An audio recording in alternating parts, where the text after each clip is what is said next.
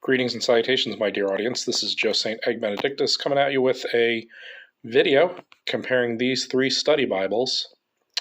I'm doing a larger Sunday school curriculum on Exodus, and I'm going to use this opportunity as I'm studying the introductions for Exodus to compare these three study Bibles. All are NRSV, except for the top one, which is the updated edition, and see how it goes.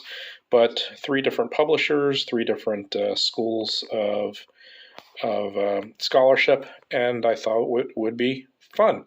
I want to give a shout out to my pal Mike and to all the visionaries and mystics out there. Thank you for joining me. Let's jump into the first contender, the New Oxford Annotated Study Bible. All right, the first contender is the New Oxford Annotated Study Bible. I've had this for about 10 years. It's the 4th edition. So unfortunately, those who want to see the 5th edition would have to go elsewhere. I never purchased the 5th edition. I was happy with this one. The cover is really nice. The binding's really nice, and it's just the one I use every week. So turning to Exodus, you're going to get first this long introduction. It has name, canonical status, authorship, historical context, literary history and structure and interpretation, and then the text, and then the study notes. The one thing I don't like about this particular study Bible is it doesn't have section breaks, which I think is its greatest weakness. Now, reading through Exodus, or the introductions to Exodus, I'm looking for things that are going to help me kind of further my narrative cause. I know enough about the Bible to kind of write an introduction to what I need for Exodus, but I want things to help me along the way, maybe put things in a better perspective. The thing that I gathered from this, though I did get a few things, is if you want to learn about the source hypothesis of JEPD, or Yahwist, Elohim, or Elohist, priestly, deuteronomical authorship, this is the study Bible for you, at least Exodus is. Now you have to keep in mind each book is written, introduction is written by a different author, and it focuses heavily, this particular study Bible focuses heavily on JEPD. And if you're looking to see what exactly that means, this is really a way to do that. It's very thorough in that respect. Not something I need. I'm not a big JEPD guy. The other thing that I did gather from this is this idea that the major institutions of ancient Israel, such as prophecy, covenant, community regulations, a central shrine, festival, sacrifice, and the Sabbath are grounded in the narrative of liberation. So that is something that I did write. And these are the notes that I gathered from this particular study book. Second book of Torah, you might say, well, that's pretty basic. Not when you have a habit of overlooking the obvious. So I want to, just make sure that I remember the simple facts, like Exodus is the second book of Torah, famine and Joseph, Fada, this is something I learned. Again, these are things that I've learned from this particular introduction about this pharaoh who had a stela erected for Israel. Put the NOAB and page number. That quote that I just read you, Carol Myers is the author, page 83. And then just a mention of Revelation as God is Yahweh. So that is what I've gathered from this particular study Bible. All right, that's your first contender. All right. Our second contender is the brand new, hot off the press, SBL Study Bible of the NRSV Updated Edition with Apocrypha and Deuterocanonical books by Harper Press. I heard people say that this was an update from the HarperCollins Study Bible. I do not own a HarperCollins Study Bible. You'd be surprised to realize that, since I am an NRSV nerd, but I just never had one. Because you're either an Oxford guy or a Harper guy. I don't know. That was just my take. And the first thing that, and just a few things about the Bible, and I'll probably review it more in depth down the road. I don't know. It's hardcover, so no ribbon, as you can see. Nice dust cover, and the cover itself mirrors the dust cover, so that's nice. I like that. Better than, do not get soft covers of these things or the Oxfords, because they just fall apart. All right, so let's kind of show a few things. First of all, I heard from other criticisms that the ghosting in here is terrible, and that is very true. The ghosting is awful. You can see it right on the camera. But you open it up, you have these great essays at the beginning, lots of pictures. I think that's pretty cool. More pictures. So it has a lot more kind of personality than the Oxford Study Bible. Then you get to Exodus. You have a much longer introduction than you do in the Oxford Study Bible. Multi-page. Okay. Outline. And then you get your text and lots of study notes. All right. The other thing you get in this are subject headings that break up the text, pictures. So I think that's pretty cool. Again, the ghosting is awful and very confusing. All right, so reading the introduction for this study Bible, one of the things you learn is that it does not pretend to be what it is not. The SBL stands for Society of Biblical Literature, is made up of an ecumenical group. It's really interfaith. It's not just Christian. There are Jewish scholars and Muslim scholars and various scholars. So this is a product of the Society of Biblical Literature, and I would not really call it a study Bible per se, like you're going to study devotionally, but more of a study Bible if you're a scholar. This introduction is extremely scholarly. I found myself kind of skipping along because a lot of it is really not pertinent to Sunday school material. It relies heavily upon source criticism, dealing a lot with the documentary hypothesis, that's the JEPD, which I mentioned about the Oxford, and really seeks to show the Exodus account in its literary origins by comparing it with the notes I have here, with the birth of Sargon I of Assyria. And really talks more about the literary environment in which Exodus came about than its theology even. Not much theology, not much about the life of the text within the life of Israel or the church. So I think a majority of readers, just general readers, will not get much out of this particular introduction. I can't speak for the whole Bible. I'm just comparing it to the Oxford, which gives you a mixture of both theology and of scholarship that I think is just the right touch of both for more advanced students of the Bible. But this is really, really in the weeds as far as this introduction is concerned. Again, each one is written by a different author, so I don't want to judge the whole Bible by this. But I know that from the Society of Biblical Literature, again, that's the intent of this Bible. But as far as my Sunday school studies on Exodus go, a little bit too esoteric, a little bit too scholarly for my good. To get a few notes here just to write out a few things, but it would be more appropriate for seminary than a church that really just wants a good Sunday school lesson. All right, so that's contender number 2.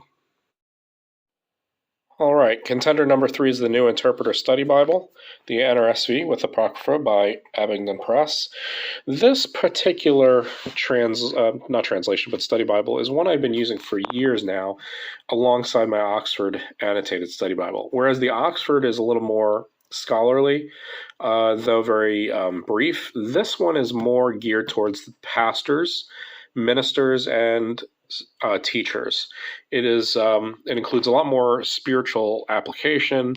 It has points. It doesn't get too much into the weeds like the SBL or even the Oxford, but it just really is made for a companion to the New Interpreter's Commentary, which really is, like all things Abingdon, really for the church and the people of the church. You know, that's the one thing about these Presbyterian Methodist publishers is they know that they are writing to people who don't have a lot of time in their hands.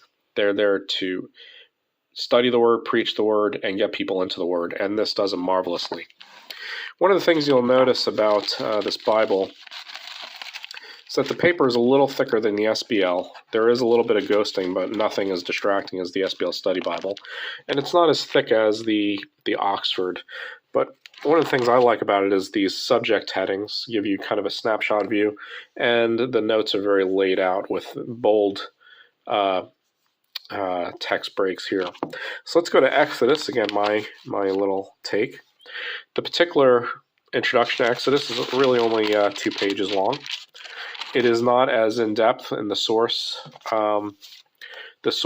material. It doesn't get into JEPD. It doesn't spend much time in that. Really, it just spends its time more in the theology of the book. It takes its background from a point that the 2 central themes about the Lord in the book and how the book is separated or organized by 2 central themes. 1, the character of divine power, and 2, the nature of divine presence in this world. Although these 2 themes are interwoven throughout the book, each one takes prominence at different stages of the story, allowing for a loose geographically based 2-part structural division in Exodus.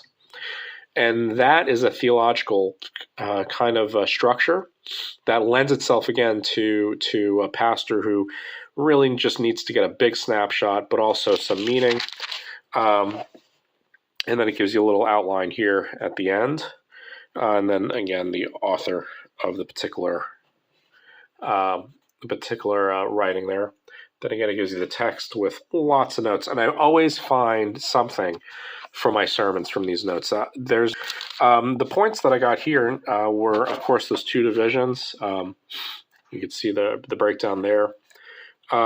Reminded me that Moses is a child of 2 worlds, much like Jesus, right?